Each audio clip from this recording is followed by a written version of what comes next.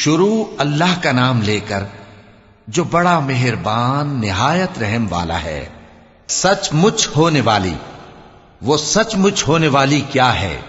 اور تم کو کیا معلوم ہے کہ وہ سچ مچ ہونے والی کیا ہے؟ وہی کھڑکھڑانے والی جس کو سمود اور عاد دونوں نے جھٹلایا۔ سو سمود تو زبردست زلزلے سے ہلاک کر دیے گئے، رہے عاد تو ان کو نہایت زوردار آندھی سے تباہ کر دیا گیا۔ اللہ نے اس کو 7 رات اور 8 دن ان پر چلائے رکھا۔ تو اے مخاطب، تو ان لوگوں کو اس میں اس طرح گرے ہوئے دیکھتا جیسے کھجوروں کے کھوکھلے تنے، پھر کیا تو ان میں سے کسی کو بھی باقی دیکھتا ہے؟ اور فرعون اور جو لوگ اس سے پہلے تھے اور وہ جو الٹی ہوئی بستیوں والے تھے سب گناہ کے کام کرتے تھے، سو انہوں نے اپنے پروردگار کے پیغمبر کی نافرمانی کی تو اللہ نے بھی ان کو بڑا سخت پکڑا۔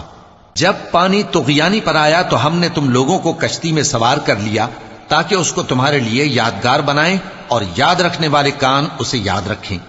پھر جب سور میں ایک بار پھونک مار دی جائے گی اور زمین اور پہاڑ دونوں اٹھا لیے جائیں گے، پھر ایک بار ہی توڑ پھوڑ کر برابر کر دیے جائیں گے، تو اس روز ہو پڑنے والی یعنی قیامت ہو پڑے گی، اور آسمان پھٹ جائے گا تو وہ اس دن کمزور ہوگا، اور فرشتے اس کے کناروں پر ہوں گے، اور تمہارے پروردگار کے عرش کو اس روز 8 فرشتے اپنے اوپر اٹھائے ہوں گے۔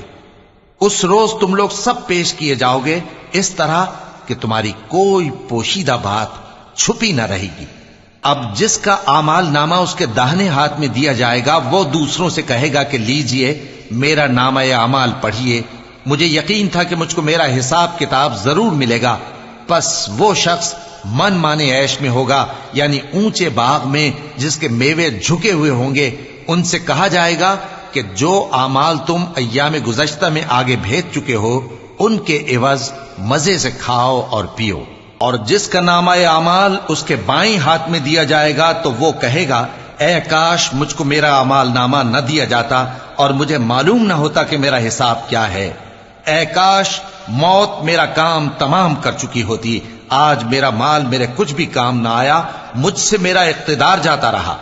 حکم ہوگا کہ اسے پکڑ لو، اب اسے طوق پہنا دو، پھر دوزخ کی آگ میں اسے جھونک دو، پھر زنجیر سے جس کی لمبائی 70 گز ہے جکڑ دو۔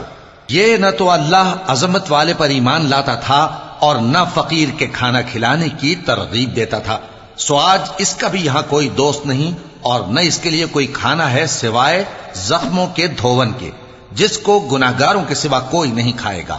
سو میں ان چیزوں کی قسم کھاتا ہوں جو تم کو نظر آتی ہیں اور ان کی جو تمہیں نظر نہیں آتی، کہ یہ قرآن ایک معزز فرشتے کا پہنچایا ہوا کلام ہے، اور یہ کسی شاعر کا کلام نہیں، مگر تم لوگ بہت ہی کم ایمان لاتے ہو، اور نہ کسی کاہن کا قول ہے، لیکن تم لوگ بہت ہی کم غور و فکر کرتے ہو۔ یہ رب العالمین کا اتارا ہوا ہے۔ اور اگر یہ پیغمبر ہماری نسبت کوئی بات جھوٹ بنا لاتے تو ہم ان کا داہنا ہاتھ پکڑ لیتے، پھر ان کی رگے گردن کاٹ ڈالتے، پھر تم میں سے کوئی ہمیں اس سے روکنے والا نہ ہوتا۔ اور یہ کتاب تو پرہیزگاروں کے لیے نصیحت ہے، اور ہم جانتے ہیں کہ تم میں سے بعض اس کو جھٹلانے والے ہیں، نیز یہ کافروں کے لیے موجب حسرت ہے، اور کچھ شک نہیں کہ یہ یقین کرنے کے لائق ہے۔ سو تم اپنے پروردگار عظیم کے نام کی تسبیح کرتے رہو۔